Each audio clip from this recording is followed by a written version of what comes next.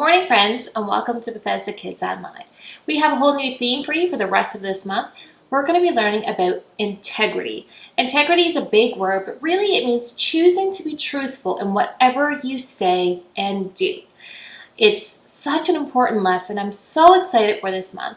So today we're going to learn all about a guy named Daniel. And maybe you know about Daniel when he was in the lion's den, but we're going to hear a little more about Daniel's life. Now, he lived a life of integrity and he chose to be truthful with and in his life. So it's a great day. I know you guys are in for a great time. So enjoy it, and we hope to see you soon.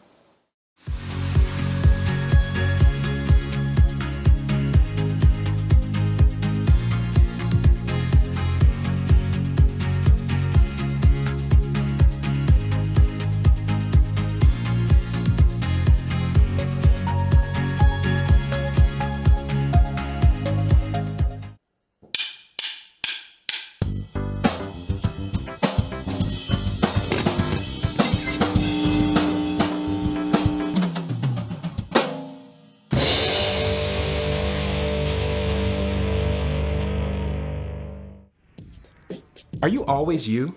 Let me try that again. Are you always the same you, no matter who you're with? It's tempting sometimes to wear two different faces in two different places. You're polite to your teacher, but you snap at your mom. Or you answer every question in small group, but you don't speak up when a kid at school is being bullied. Or you're always careful with screen time at home, but at a friend's house, you visit websites your parents haven't okayed. You tell yourself you're not lying. Not really. Not with your mouth. But your actions say that you're two different people. Instead, you can choose to be truthful in all you say and do. Treat everyone with respect, not just the people who can help you. Choose to always obey your parents, even if they're not around. And if you love building epic Lego creations at home, don't pretend at school you don't like Legos because it might not be cool. When you choose to be the you that God made you to be, no matter where you are, others can see God at work in you. That's why integrity is an amazing way to worship God with your life. Because worship is about more than just singing loud. It's all about living loud.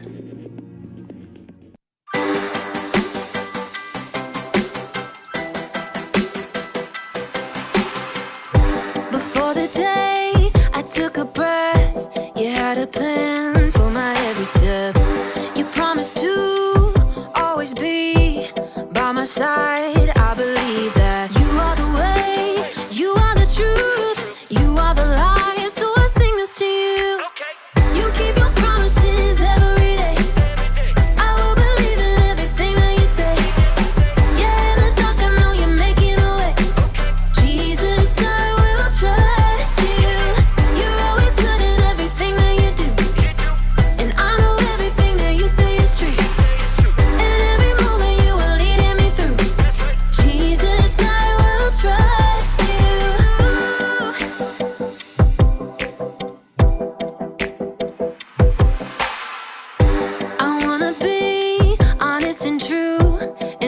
Right the way you do. You're teaching me to take a stand and live for you. Cause I believe that you are the way, you are the truth, you are the light. So I sing this to you. You keep your promises every day. I will believe in everything that you say. Yeah, in the dark I know you're making a way. Jesus, I will trust you. You're always good in everything that you do. And I know everything that you say is true. And every moment you are leading me through.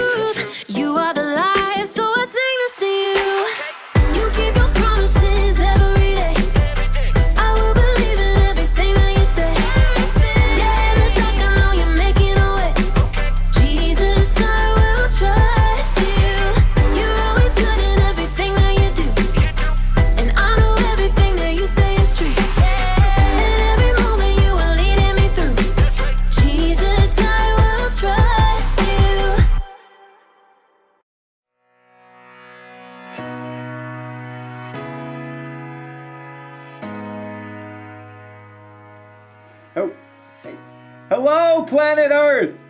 It's me, Graham, professional astronaut, broadcasting live from outer space.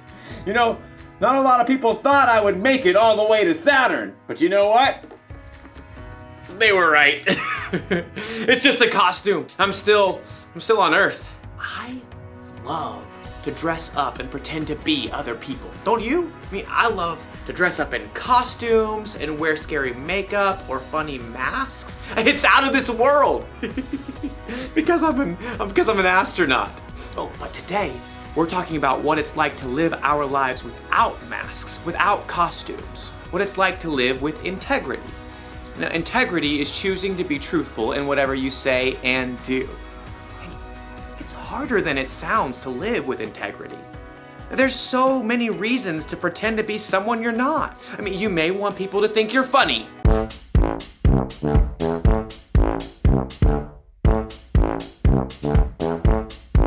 You may want your teachers to think that you're smart. E equals MC squared.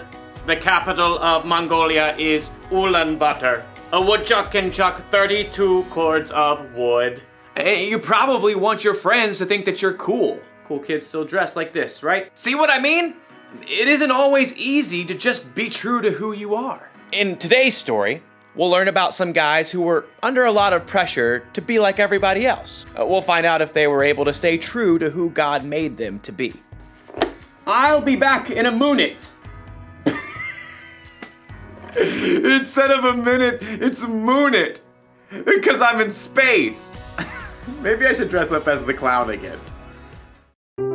The Bible. It's 66 books of history, stories, letters, and poetry that fit together to form God's one big story. The epic adventure of how He created us and loves us so much that He made a way to rescue us. As we travel through the Bible, from Genesis to Revelation, we discover people who met God and found their lives changed forever. Now, for an amazing story, inspired by the book of Daniel. Chapter 1. Daniel was only a very young man when King Nebuchadnezzar of Babylon conquered the land of Judah. Nebuchadnezzar made sure that God's people wouldn't rebel by taking Daniel and other young men from royal families in Judah and marching them back to Babylon with him. Will we ever see our home again? Daniel's friends were just as scared and confused as he was. Where will we live? What will he do to us? I sure hope the food is decent. Daniel tried to reassure them as the imposing city gates rose ahead. God will be with us, whatever happens. The king chose the brightest and best young men from Judah and ordered that they receive special training. After 3 years, you will get to be very important and serve me. The chief official Ashpenaz took charge of Daniel and his friends. Tut. Those wishy-washy Hebrew names just won't do. You need new ones. New what? Names. Let's see. Daniel, we'll call you Belteshazzar. And you three will be Shadrach, Meshach, and Abednego. Are those names, or is he just sneezing? You'll learn our language, of course. And all the Babylonian writings? Daniel's heart sank as he realized what was happening. The king wanted Daniel and his friends to forget they were God's people. He wanted them to become Babylonians. But Abednego was worried about something else. Hey, I'm about to starve. Any way we can get a bite to eat? Right this way. Ashpenaz led Daniel and his friends to a big table set with mouth-watering foods. Steak. Or those Babylonian buffalo bites. The cake's got at least 9 layers. Only the best, straight from the king's table. Oh, the food smelled delicious. But Daniel pulled his friends aside. Guys, if this food is from the king's table, that means it's been offered to false gods first. Uh-oh, not good. Our new names and training are one thing, but if we eat this food, it's like we're saying we're okay with false gods. But we gotta eat something, man. We can ask for different food, simple stuff that hasn't been offered to the false gods. But that chocolate cake! Abednego! Okay. Daniel and his friends turned back to Ashpenaz. They tried to ignore the delicious smells wafting from the table. This all looks great, but could we eat something that's not from the king's table? It doesn't need to be anything fancy. The king is my master. He's decided what you must eat and drink. What if you don't eat this and he sees you looking worse than the other young men? He might kill me. No matter what Daniel said, Ashpenaz was too fearful to listen, so Daniel approached the guard assigned to take care of them. Please, just test us for 10 days. Give us nothing but vegetables to eat and water to drink. See how we look then. Well, if Brussels sprouts are your thing. For 10 days, the guards gave Daniel and his friends nothing to eat but veggies and water. I could get into the habit of cabbage. I like broccoli, probably. Pass the peas, if you please. I just want a hamburger. Let me tell you, it wasn't easy to say no to all those delicious foods the other young men got to eat. But at the end of 10 days, the guard called everybody out. Line them up. He strode past the other young men. Good, good. I can see you've been eating well. When the guard reached Daniel and his friends, he stopped in surprise. What? You've been eating rabbit food, but you look even better fed than the others. Daniel smiled. God had helped them grow strong even without eating the food offered to false gods. Okay, fine. You can keep eating veggies and water. Rats? Thank you. God continued to give Daniel and his friends knowledge and understanding as they studied, and at the end of their training, they were brought before the king. Let's see what you know. How many inches in a meter? 39.3701. What do you call a group of porcupines? A prickle. If it takes 8 men 10 hours to build a wall, how long would it take 4 men? No time at all, because the wall's already built. How are you all so smart? The one true God gives us wisdom. Well, we'll see about that. Anyhow, you're 10 times smarter than my other advisors. You get to be very important and serve me.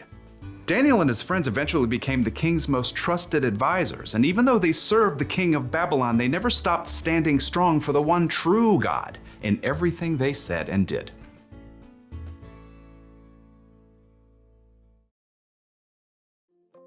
Okay, so Daniel and his friends were in a really bad situation. They were taken from their homes and they were forced to be some king's servant. But even then, they chose to be true to themselves. They chose to live the way God wanted them to live.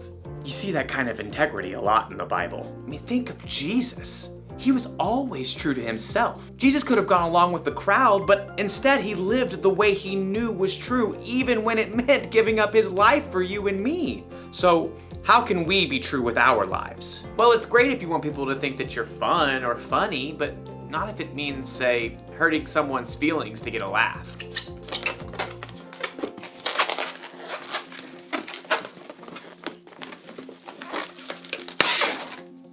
I have no idea how to make balloon animals.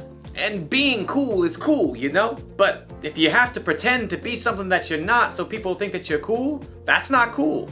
Cool? What's another word for cool? So here's the one thing to remember today. Be truthful with your whole life. You can choose to be who God made you to be.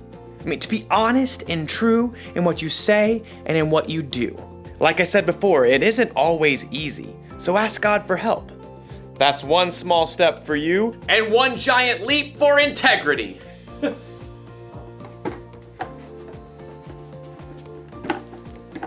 Goodbye.